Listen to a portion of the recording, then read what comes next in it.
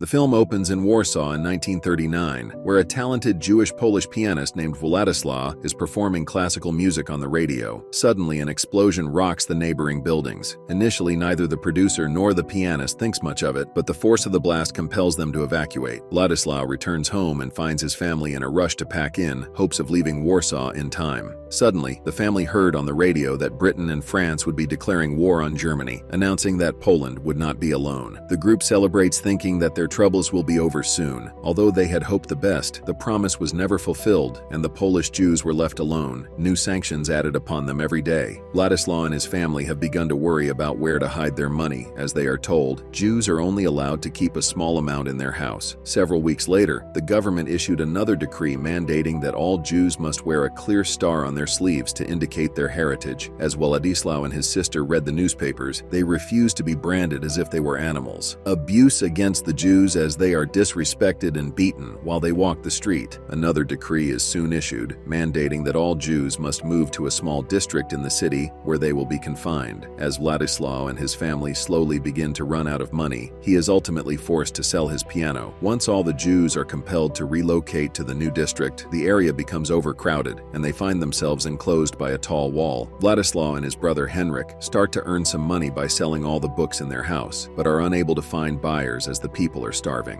When they finally arrive home after a long day, their mother lets them know that a guest called Itzhak is waiting for them. Once they've settled in, Itzhak tells them that they were recruiting for Jewish police, since more Jews were coming from all over the country. Both brothers refuse the offer, telling the man that they wouldn't be betraying their people. Władysław eventually gets a job as a pianist in a restaurant, but is devastated by the death and poverty around him and decides to join an uprising. One evening, as Władysław and his family are having dinner, they hear a police car arrive and watch in fear as they kill all the families in the next building on a random roundabout. Suffering fresh from the previous day's horrors, Władysław is distractedly playing the piano when he gets a visit from his sister, who informs him that soldiers hunting down people on the street and Henryk. Władysław attempts to go to the holding cells to free his brother by asking Itzhak, but the rude man refuses, asking for money and telling him he should have joined when he had the chance. Using his charms, Władysław convinces Itzhak to let Henryk out, but his brother does not seem grateful. After finally getting some food, Henryk reveals to his brother that they are all going to be resettled again into labor camps. Having connections in press printing, Władysław manages to get his family an employment certificate in the Ghetto, so they are not relocated to the labor camps. In March 1942, Władysław and his family, along with thousands of others, relocated to the small ghetto. One night, as they are settling in to go to bed, they begin to hear gunshots from outside, which startles them. Suddenly, the doors to their dorms where they sleep in bunk beds are opened, and they are told to go outside, lining them up in a row. One of the soldiers singles out Henryk, and his sister, Halina, amongst a few others, are told to stay while Władysław and the rest of the family are forced to leave. After waiting in the sun for hours and almost losing hope about the others, they are eventually reunited with the rest of their family, giving them a glimmer of hope. Hours later, the masses of people are made to board the train, but just as Władysław is about to enter, Itzhak catches sight of him and pulls him aside, separating him from his family despite his many pleas. Managing to get away from the holding area amongst the chaos, Władysław returns to the ghetto while weeping on the street. He then goes to the restaurant he used to work in, hoping to find some food, and finds his old manager Benek hiding. The very few surviving Jews were allowed back to the larger ghetto where they served in slave labor. One afternoon, as they're returning to their quarters, one of the generals approaches them and chooses a few to execute, Benek being one of them. After a work shift, Władysław notices an old friend, and the two share a meal together. He finds out that trains that have left Treblinka station, like his family, are never seen again, and no lines of food go through it. He assures Władysław that they are being exterminated, leaving only 60,000 from 500,000. His friend explains that they have formed a revolution and asks him to join. In a show of good faith, the German soldiers allow the workers to bring 3,000 kilos of potatoes and one loaf of bread for their work, which allows the resistance to smuggle in firearms. One night, while the workers are sleeping, Władysław asks his friend to make contact with a non-Jewish friend of his who is a couple. After he manages to get him the information and whereabouts, Władysław sneaks out and meets Andrzej and his wife, Janina. After they share a warm embrace, they let him bathe and have a meal before having him dressed the way he used to, so they could sneak him away. After letting him spend the night in a hidden place, they prepare a flat for him to live in full of food and a comfortable living situation. Before he leaves, Andrzej gives him a contact address in case of emergency. Władysław experiences a bit of normalcy as he settles into his new new living situation. One morning in 1943, Vladislav is going about his day when he suddenly hears a loud explosion from the other side of the wall and realizes the uprising he had aided in bringing ammunition has started. As the days progressed, he watched as all members of the uprising were caught and executed, killing any hope they had. A few days after the uprising is destroyed, Vladislav gets a visit from Andrzej, who tells him that he needs to leave the place because they have been found out. Confused as to where to go, Vladislav decides to take his chances there, but Andrzej warns him not to let them get him alive. Although Vladislav manages to escape the first search, he is discovered by his neighbor when he accidentally drops a plate, causing him to flee again. Remembering the emergency contact address he was given, he heads there and finds another old friend, Dorota. Dorota and her husband let him stay in their house and moved him to a different flat where he could stay for a while, which is located in a large German-populated area. Although the new apartment has a piano, Vladislav is too frightened to make a sound. The following morning, Dorota's husband brings over a friend named Antek and introduces him to Vladislav, telling him that he will be the one taking care of him. The three share a drink as they excitedly tell Vladislav that the Allied powers were bombing Germany, wishing it was the beginning of the end of the war. The next time Antek returned, it had been more than 2 weeks, leaving Vladislav starving. After bringing him some sausages and bread, Antek promises to return very soon, but never does, leaving Vladislav on the brink of death when Dorota and his wife finally come. Startled by the sight of him, they bring him a doctor they can trust, informing him that Antek has been collecting money on his behalf, but keeping it as profit. After packing his pantry and preparing him food, Dorota and her husband depart. In August 1944, Vladislav had regained his health enough to see the hospital in front of him get attacked. The fighting and bombings continued as the Allied forces entered Poland in hopes of reclaiming it. One morning, he is startled awake when he gets a loud knock at his door, his neighbors alerting him that the Germans have surrounded the area. Frightened for his life, he attempts to open the door, but is unable to since the doors are locked. After trying to open it for a while, he hears sounds coming from outside and notices a tank aiming at the building. As he rushes back to the door, he hears the loud blasts of the tank destroy the side of his wall, giving him a chance to escape. After the shootings subside, Vladislav sneaks into the abandoned hospital, hoping to evade the soldiers patrolling the area. After spending the night there, the next morning, he searches the kitchen and manages to find enough food to last him for a few days. Even though he manages to stay a few days in the hospital, Vladislav is frightened away when he sees soldiers arrive, managing to escape through the window and jumping over the wall. After wandering around for hours on the other side of the wall, Vladislav finds a house that is intact enough to hide him. As he rummages around in the kitchen, he manages to find pickled food and takes it to the attack with him, hoping he will be most out of sight. Thinking he is finally alone in the house, Vladislav takes the can down to find an item to open with, but he is discovered by an officer named Wilm. Calm and collected, Wilm asks Vladislav who he is and what his occupation is. Shaking in his booth, Vladislav speaks his name and explains that he used to be a pianist. Guided to another room, Wilm shows him a piano in the living room and requests that he play something. Still shaking, Vladislav sits down in front of the piano and begins to play a beautiful symphony that captivates Wilm's heart. As he plays, Vladislav feels as if he has returned to his old life, getting lost in the beautiful performance. Once the performance is over, Wilm confronts him about being a Jew and asks him to show him where he is hiding. Frightened out of his life, Vladislav takes him up to the attic and cannot believe his luck when Wilm lets him live. Vladislav spends the entire night crying, thankful to still be alive. Wilm then continues to convert the place into the base of his operation, while letting Vladislav live in the attic in secret, providing him with sufficient food and water. In 1945, the Germans were forced to withdraw, leading to their departure from Poland. As they prepared to leave their base of operations, Wilm sought out Vladislav for a final farewell, assuring him that he would tune in to Polish radio in the days to come. Vladislav, filled with gratitude for the gift of life, expressed his heartfelt thanks for all that Wilm had done for him. Before parting ways, Wilm handed Vladislav his greatcoat to keep him warm. A few days later, Vladislav watches his countrymen start to walk past the street in a group with the army following them and is filled with excitement. Running outside, he tries to embrace them, but they try to shoot him, confused by the coat he is wearing, which had been given by him by the German officer. After they chase him into a building, he manages to convince them that he is Polish. Later in 1945, previous concentration camp inhabitants pass by a German prison of war camp and begin to insult them. Wilm, being one of the prisoners, hears one of them say he was a violinist and asks him if he knew Vladislav. When the man informs him that he does, he asks him to send the message that he is there. As the scene transitions, we find Vladislav in a studio, his look markedly improved from the harrowing experiences he endured. The strains of music once again emanate from his skilled fingers as he pours his heart and soul into the melodies that have always been his refuge. The violinist from the war camp seeks out Vladislav in his studio, wanting to transfer the message he had received. However, upon their return, they discover the place abandoned, the remnants of the prison removed. In a stirring finale, we see Vladislav take center stage at a grand piano, surrounded by a prestigious audience eager to bear witness to his musical prowess. With each note, he weaves a tapestry of emotion and resilience, his music a testament to the enduring power of the human spirit. Vladislav continued to live in Warsaw until his death on 6th June 2000, when he died at the ripe age of 88.